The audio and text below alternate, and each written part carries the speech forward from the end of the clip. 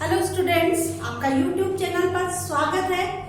Last video में हमने plant tissue culture की वोकेबलरी, उनकी डेफिनेशन के बारे में पढ़ा था। आज हम प्लांट टिश्यू कल्चर के मेथड्स के बारे में पढ़ेंगे। कौन कौन से मेथड्स है जिससे प्लांट टिश्यू कल्चर की जो टेक्निक है वो पूरी होती है। तो इन मेथड्स को अगर हम नेम करें कि क्या कौन कौन से मेथड है, तो first that is organ culture, second है हमारे पास एम्ब्रियो कल्चर, थर्ड है हमारे पास pollen culture and fourth that is cell culture. आपके इस चैप्टर में ये एम्ब्रियो कल्चर और पोलन कल्चर बहुत इंपॉर्टेंट है, बिकॉज बहुत सारा चैप्टर का बहुत सारा पार्ट जो है आपकी डिलीट हो गया है। तो जो बचा है उस पोर्शन में एक बड़ा क्वेश्चन एम्ब्रियो कल्चर या पोलन कल्चर पर आपके आ सकता है। तो आज हम इन मेथड्स के बारे में पढ़ेंगे और इन्हीं मेथड्स में हम सबसे पहला मेथड लेते हैं ऑर्गन कल्चर। ऑर्गन कल्चर की जब अपन बात करें कि ऑर्गन कल्चर किससे होता है, तो ऑर्गन का मीन्स है प्लांट के पार्ट, प्लांट पार्ट है ना। प्लांट पार्ट कौन कौन से हो गए, यहाँ हो गया root, stem, leaf, embryo sac, pollen,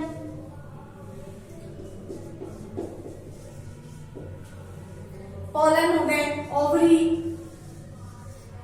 plant का कोई भी पार्ट अगर हम एक्स प्लांट के रूप में लेंगे, प्लांट का कोई भी ऑर्गन जब हम एक्स प्लांट के फॉर्म में लेंगे, तो उसको हम कल्चर मीडियम पर अगर कल्चर करते हैं, ये हमारा कल्चर मीडियम है, न्यूट्रिएंट मीडियम है। इस कल्चर मीडियम पर हम प्लांट का कोई पार्ट, रूट का कोई पार्ट रखें या स्टेम का कोई पार्ट या लीफ का कोई पार्ट, एम्ब्रियोसेक का कोई पार्ट या एंडोस्पर्म का कोई पार्ट, पोलन ग्रेन का कोई पार्ट, पोलन ग्रेन रखे या ओवरी का कोई पार्ट रखे, तो हम और उससे जब न्यू प्लांट डेवलप करते हैं तो हम उसे क्या कहेंगे, ऑर्गन कल्चर। तो ऑर्गन कल्चर क्या है, organ culture process of different use of any different part of plant such as root, stem, leaves, ovary, anther, endosperms, ठीक है, इन न्यूट्रिएंट मीडियम। यहाँ पर एंडोस्पर्म भी रख सकते हैं, एम्ब्रियोसेक और एंडोस्पर्म दोनों ही रख सकते हैं। तो कोई भी प्लांट के पार्ट को जिसमें root, stem, leaf, embryo sac, endosperm, pollen या एंथर और ओवरी, इसके किसी भी पार्ट को अगर हम इस न्यूट्रिएंट मीडियम पर रखते हैं और इससे नया प्लांट ग्रो करते हैं, नया प्लांट बनाते हैं, that is called organ culture. तो ऑर्गन कल्चर की टेक्निक आपको समझ आ गई होगी कि क्या है ऑर्गन कल्चर। तो ऑर्गन कल्चर क्या है, ऑर्गन कल्चर है कि हम एक्स प्लांट के फॉर्म में क्या ले रहे हैं, प्लांट पार्ट ले रहे हैं। एक्स प्लांट के फॉर्म में हम प्लांट के पार्ट को ले रहे हैं। प्लांट के पार्ट क्या क्या हो सकते हैं, ये सारे प्लांट के पार्ट हो सकते हैं जिसको हम न्यूट्रिएंट मीडियम पर रखते हैं और न्यूट्रिएंट मीडियम पर ये ग्रो करता है और प्लांटलेट बनाता है। फिर हम इसको कहाँ ट्रांसफर करते हैं, ग्रीन हाउस के अंदर ट्रांसफर करते हैं। तो ये हमारा हुआ ऑर्गन कल्चर वाला पार्ट। अब हम नेक्स्ट स्टार्ट करते हैं एम्ब्रियो कल्चर। एम्ब्रियो कल्चर की जब अपन बात करते हैं कि एम्ब्रियो कल्चर क्या चीज है, तो क्यों करते हैं, पहली बात कि एम्ब्रियो कल्चर को मोस्टली यूज कहाँ किया जाता है एम्ब्रियो कल्चर को, तो एम्ब्रियो कल्चर का यूज मोस्टली जो एम्ब्रियो रेस्क्यू के लिए किया जाता है। एम्ब्रियो रेस्क्यू क्या होता है, ये सबसे इम्पोर्टेंट पॉइंट है इसमें। एम्ब्रियो रेस्क्यू, एम्ब्रियो का बचाव, है ना। तो एम्ब्रियो रेस्क्यू का मतलब क्या होता है, जब अपन देखें कि नॉर्मल अगर हम कोई भी प्लांट को ग्रो करते हैं, नॉर्मल किसी प्लांट को जब अपन ग्रो करते हैं तो उसमें तो क्या होता है कि उनमें नॉर्मल रिएक्शन होती है और लेकिन जब अपन बात करते हैं इंटर स्पेसिफिक हाइब्रिडाइजेशन की बात करते हैं कि हम दो अलग अलग स्पीशीज के बीच जब क्रॉस कराते हैं, तो ऐसी कंडीशन में एम्ब्रियो का डेवलपमेंट होते होते एम्ब्रियो क्या हो जाता है, एम्ब्रियो डेड हो जाता है। और अगर डेड भी होता है, अगर नहीं होता है, तो भी उससे जो प्लांट जो बनता है उस एम्ब्रियो से, वो स्टेराइल प्लांट बनता है। स्टेराइल प्लांट से मतलब ये होता है कि उनमें और रिप्रोडक्शन पावर नहीं होता। तो यहाँ पर एम्ब्रियो रेस्क्यू जहाँ पर कौन सा हो, हाइब्रिडाइजेशन हो, इंटर स्पेसिफिक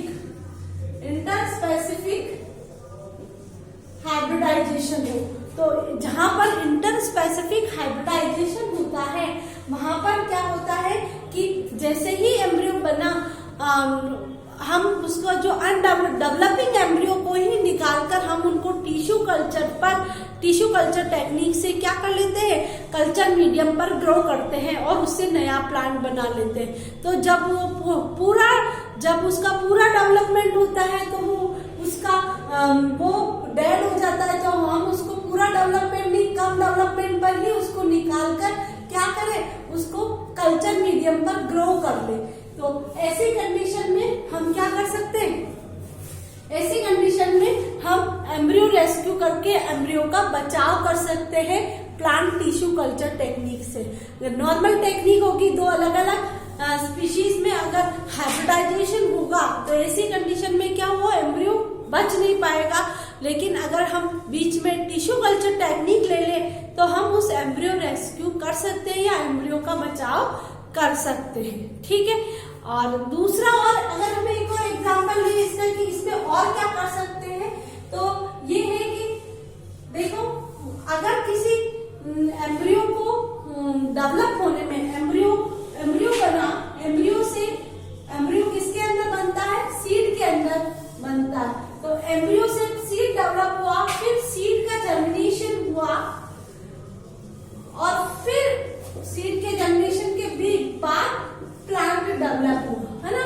तो एम्ब्रियो से सीड बनने में 20 से 25 दिन लगते हैं, एम्ब्रियो से सीड बनने में। अगर हम सीधे ही एम्ब्रियो का कल्चर कर दे तो ये 20 से 25 दिन का जो टाइमिंग है हमारे पास, वो टाइमिंग क्या हो जाएगा, हम उसको बचा लेंगे। ठीक है। तो इस टाइमिंग को हम क्या कर सकते हैं, कम कर सकते हैं, बचा सकते हैं। इसके लिए ठीक है, required timing can be reduced for developing new varieties. अगर हमको न्यू वेराइटीज डेवलप करनी है तो हम इस टाइमिंग को यहाँ पर बचा सकते हैं। अब हम आते हैं कि ये एम्ब्रियो कल्चर क्या है ना। एम्ब्रियो कल्चर को सबसे पहले हैनिंग ने सबसे पहले इसको बताया था कि 1904 में कि एम्ब्रियो का कल्चर किया जा सकता है। उसके बाद लेबेक ने एम्ब्रियो कल्चर पर वर्क किया, हैनिंग ने 1904 में, फिर लेबेक ने इस पर वर्क किया और ये बताया कि एम्ब्रियो कल्चर से हम इस तरह टाइमिंग को बचा सकते हैं, हम टाइमिंग रिड्यूस कर सकते हैं और उस रिड्यूस टाइमिंग में हम बहुत सारी न्यू वेराइटीज डेवलप कर सकते हैं। तो अभी तक हमने एम्ब्रियो कल्चर में ये देखा कि एम्ब्रियो कल्चर क्यों किया जाता है, तो टाइमिंग को रिड्यूस करने के लिए, न्यू वेराइटी डेवलप करने के लिए, या एम्ब्रियो रेस्क्यू के लिए भी हम क्या करते हैं, एम्ब्रियो कल्चर करते हैं। अब हमारे पास है कि एम्ब्रियो कल्चर में हम किस टाइप के एम्ब्रियो का यूज करेंगे, कौन सा एम्ब्रियो हम यूज करेंगे, है ना। तो अब हमारे पास दो टाइप है कि हम किस तरह का एम्ब्रियो यूज कर सकते हैं। तो यहाँ पर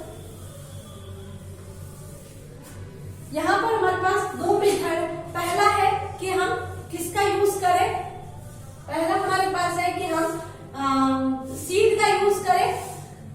ठीक है, सीड का यूज करेंगे तो सीड के अंदर जो एम्ब्रियो है, अगर हम सीड का यूज करेंगे तो सीड के अंदर कौन सा एम्ब्रियो होता है, डेवलप्ड एम्ब्रियो।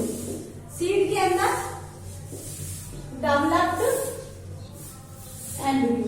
ठीक है, या तो हम इसको ले लें कि सीड को अपन काट के उसके अंदर अंदर से एम्ब्रियो निकाल के उसको टिश्यू कल्चर टेक्निक से उसके ऊपर रख दे, या फिर हमारे पास एक और हो सकता है हमारे पास कि हम डेवलपिंग एम्ब्रियो जो प्लांट में डेवलप हो रहा है, मतलब उस पर सीड नहीं बना है, उससे पहले ही हम उस डेवलपिंग एम्ब्रियो को निकाल लें। डेवलपिंग एम्ब्रियो फ्रॉम प्लांट,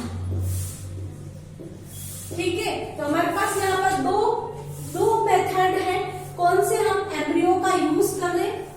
हम यहाँ एम्ब्रियो कल्चर पढ़ रहे हैं, ठीक है। तो हम कौन से एम्ब्रियो का यूज करें, इसके लिए सबसे ज्यादा हम सीड में जो डेवलप्ड एम्ब्रियो है उसको निकाल ले, ठीक है, to obtain embryo from seed, ठीक है, और to obtain embryo from developing embryo from plants, ठीक है, कि प्लांट के अंदर जो डेवलप हो रहा है उस एम्ब्रियो को हम निकाल सकते हैं। तो हमारे पास यहाँ पर एक्स प्लांट क्या आ गया, एक्स प्लांट आ गया हमारे पास। जैसे हम मान ले कि हमें सीड वाला डेवलप्ड एम्ब्रियो निकालना है, ठीक है, सीड एम्ब्रियो, ठीक है। हमने कहाँ से निकाला, एक और देख लेते हैं हम कहाँ से हम इसको निकाले। हमने फ्रूट में से सीड निकाला, फ्रूट में से सीड को अलग किया और सीड के बाद हम इसमें से एम्ब्रियो निकाल लेते हैं। हमारे पास एक्स प्लांट आ गया।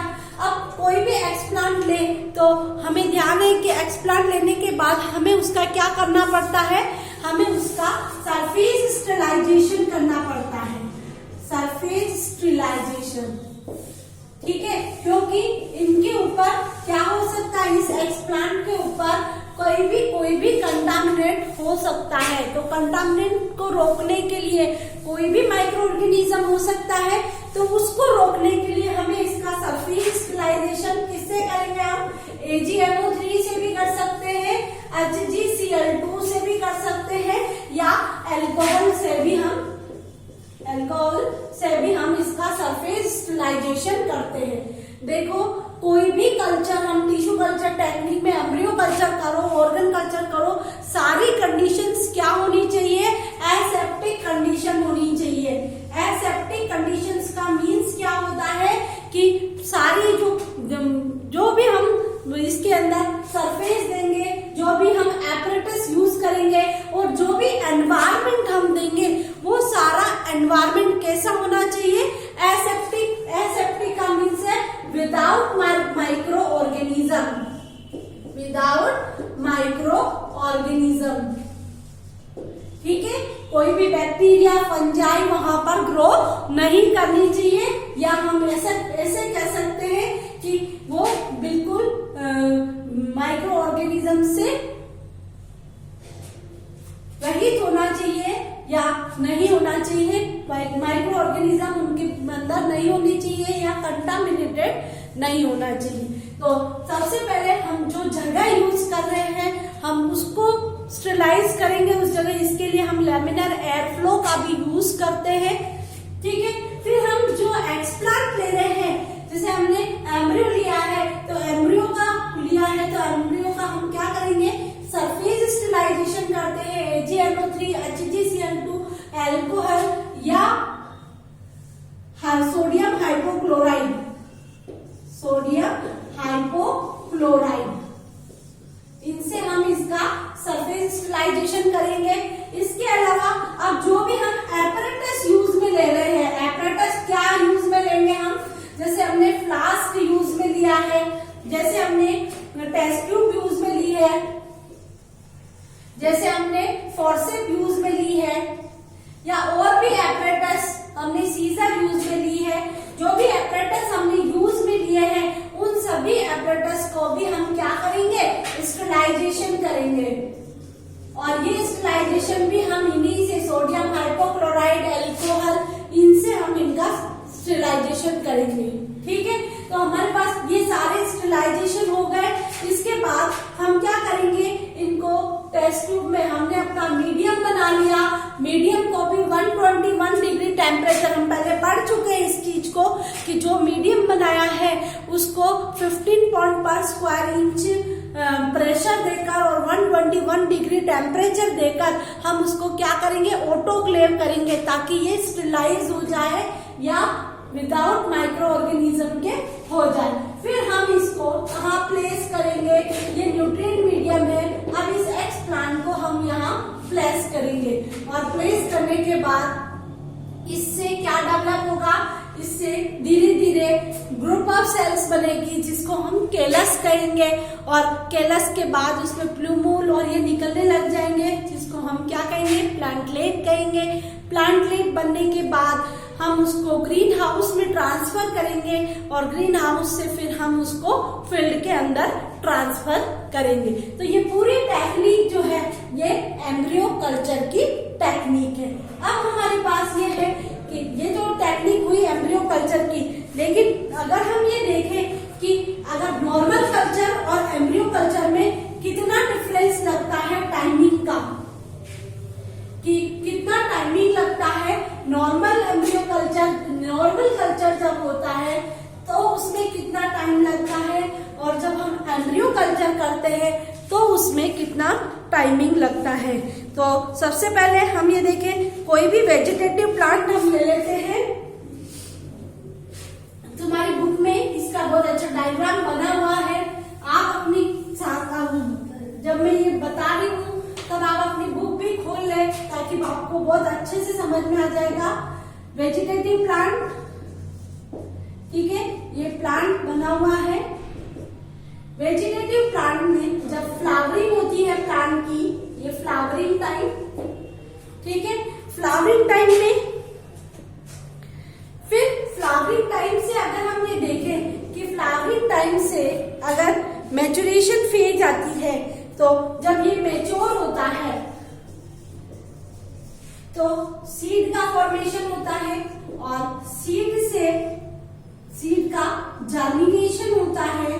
इस जर्मिनेशन टाइम में वापस वेजिटेटिव प्लांट बनता है। अगर हम देखें कि इनको अगर कितना टाइमिंग लगता है इस पूरे प्रोसेस को, तो 120 to 150 डेज लगते हैं इस प्रोसेस को पूरा होने में। लेकिन अगर हम कंपैरिजन करें कि हम एम्ब्रियो कल्चर करें और उसमें